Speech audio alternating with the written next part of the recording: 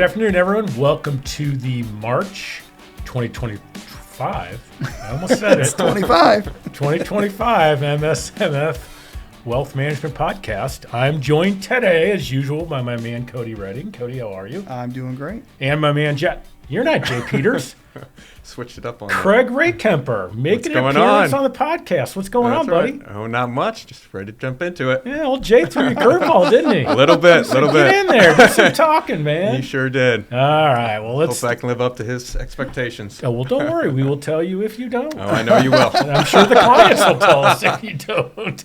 Jay set the bar high. Yes, he did. Yes, he did. All right, so we're going to dive into today some very topical information and concepts and issues that we're facing with what's going on in the country, right? So we're going to try to unpack several of the Trump administration policy initiatives and most importantly, kind of what that means to all of you, your strategies, your financial blueprint, your investment strategies.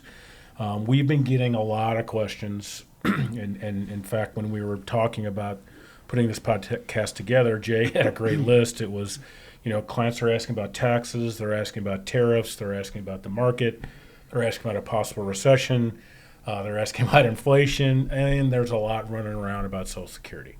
Mm-hmm. So let's cover a couple of those today. If we covered all those, we'd be here for 3 hours, so we're going to try not to do that. Excuse me. So let's start with tax policy. So, Cody, we talk to our clients. I know you tell your clients that, at the end of this year, the original Trump tax cuts, we call them, will expire. Mm-hmm. So something needs to be done with the current tax rate structure from Congress onto the president's desk, or else I believe the number's roughly 70% of all Americans will see a tax increase in 2026 if we don't. Right? We've heard a lot of chatter from the administration, from the president, about eliminating taxes on Social Security, eliminating taxes on tips. Now we're hearing anybody under $150,000, they don't want them to pay taxes. That's all fine and well, but none of that has been codified yet. So why don't you talk to me a little bit about what potential tax policy means, how that could play out, what it means to our clients most importantly. Yeah, so basically, if nothing happens this year, it sunsets back, meaning it goes back to the original tax law that I think Obama had in place. Mm-hmm. So, that would certainly, like you said, there would be an impact to a lot of people would feel that, as a lot of people probably take the standard deduction, and that would get cut in half immediately.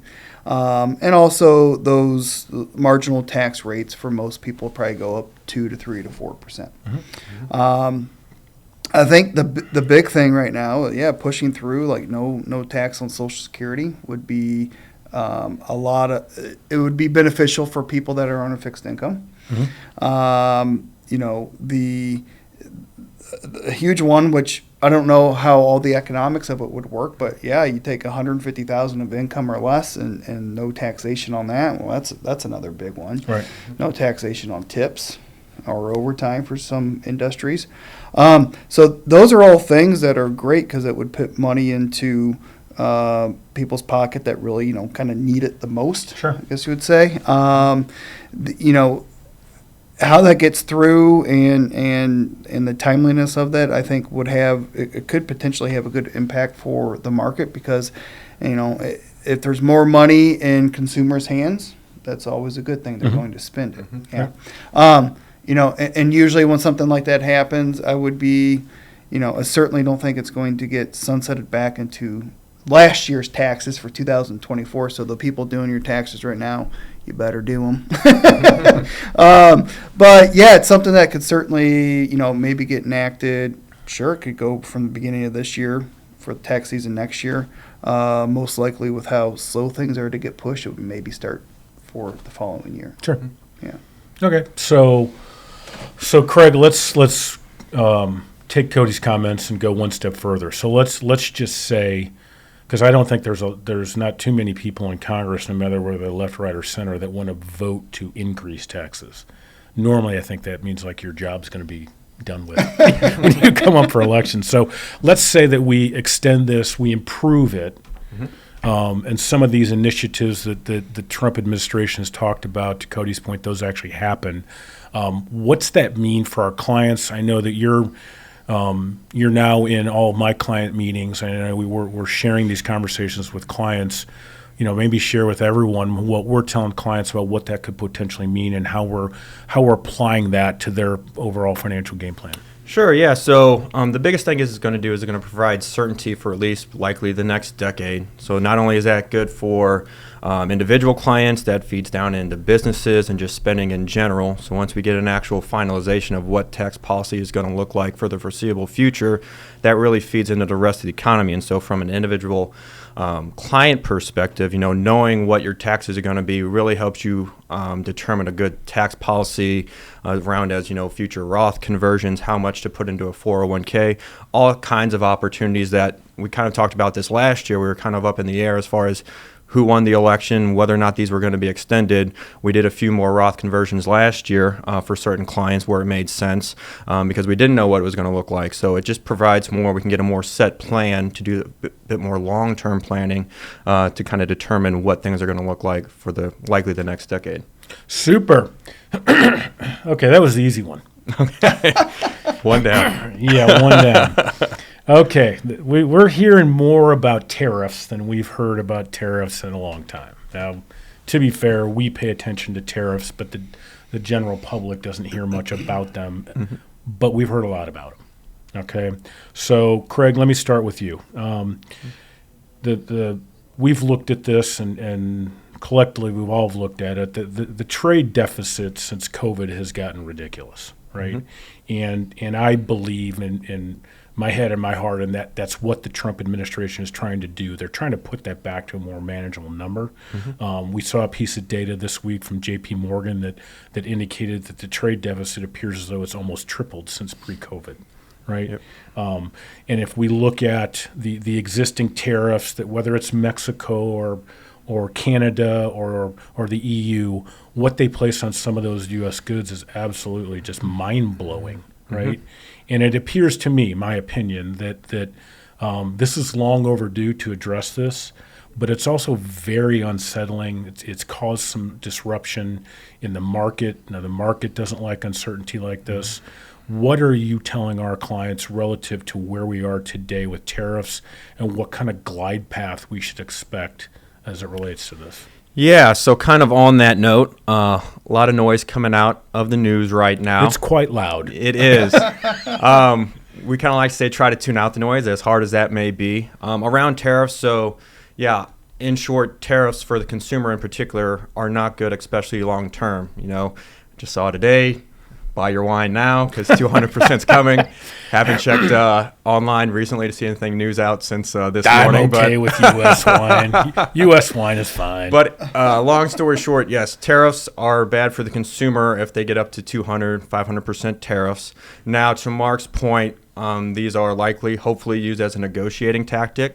So one of the biggest things we're seeing is businesses kind of pause their kind of future spending plans, their CapEx expectations, even their hiring expectations due to the uncertainty that we're seeing around tariffs. And so what we kind of think is going to happen is as these tariffs go into place, both sides realize nobody's winning here. We got to come to some sort of deal that they finally come on something that's fair for both sides, because it has been tilted away from the U.S.'s side for quite a while, as your data points out, going back to the pandemic. So that does need to be rectified in some way.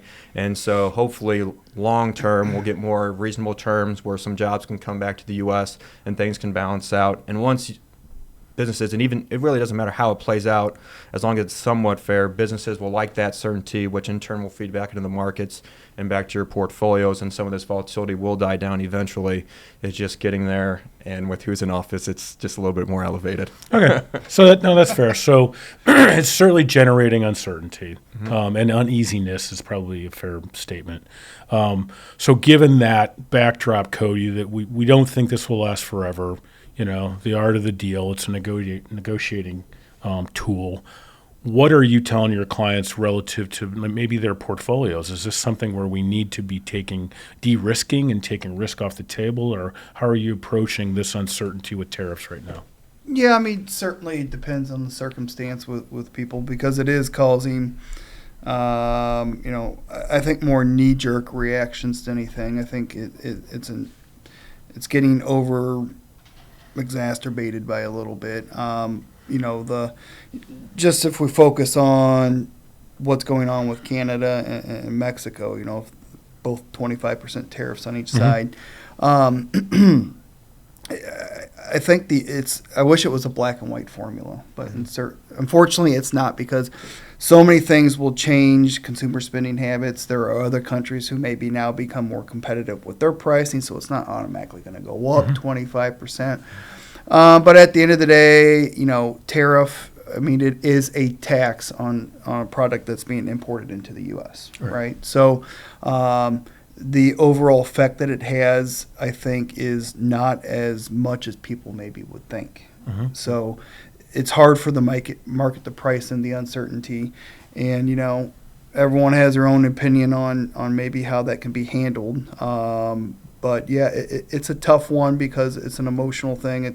It's tied to people's spending, and people want things to cost more, and I agree. I don't like things that cost more either. I don't really either. But I don't think it's doomsday scenario. Okay. Yeah. So from your client's perspective, you're just making sure the portfolios remain diversified and Yeah. So, certainly diversification absolutely will help with this. Having exposure here in the U.S. and internationally is a huge one. And, at the end of the day, we have a strategy put in place. We've had tariffs before. It hasn't ruined capitalism, hasn't ruined the U.S. So it's being able to weather the storm if markets continue to go down for whatever reason. But yeah, there's a lot of good things out there too. Okay. So Yeah. generally speaking, take a deep breath. Take a deep breath. Okay. Yeah. All right. So let's get to the last one. This seems to be the hottest one. Elicits the most emotion. Okay. Fair. So, Cody, I'll start with you. So there is a concerted effort by the administration to rein in government spending, right? So we've heard this comment in the past that the government doesn't have a spending problem, it has a debt problem. Well, in my opinion, we have a spending and a debt problem, Yeah, right? absolutely. So Doge has become a thing, right? And I'm not here, none of us are here to debate the approach that they're taking or the individuals involved. I don't care about any of that.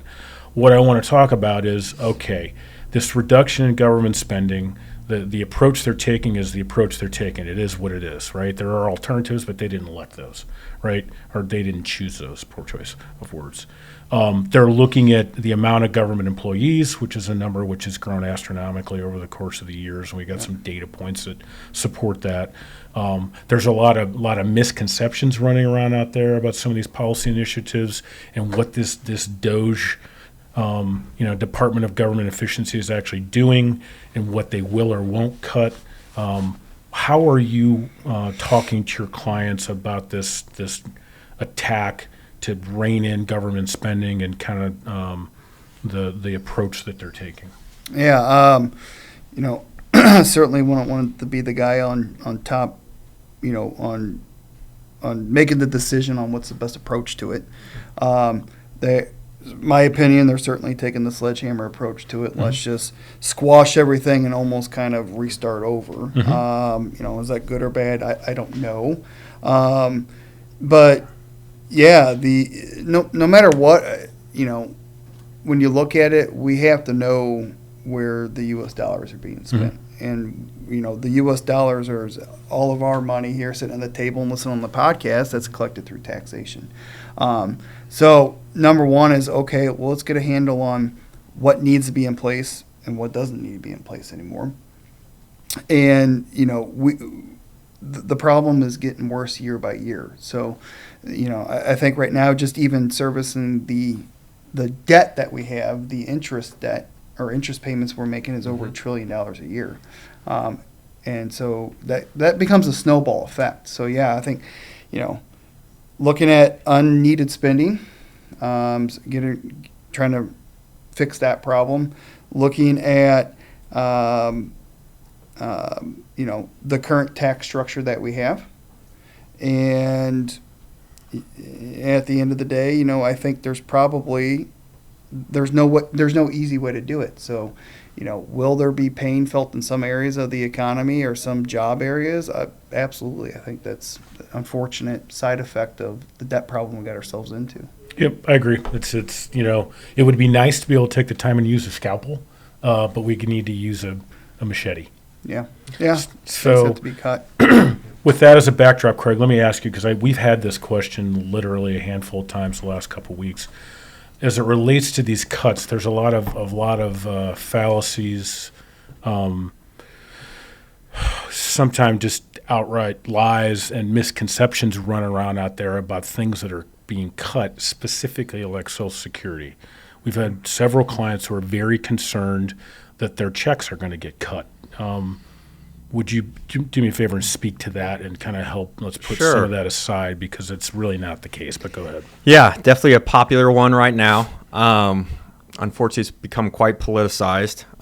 Long story short, I don't think there's any politician dumb enough to cut someone's Social Security, especially if they're taking kind of like it out. increasing taxes. Just to Whoever be quite votes blunt. for that, if you vote for that, it's the last time you'll ever see it. Yeah, so some of the things that are likely the solution. So back to Cody was talking about how much the interest payments are.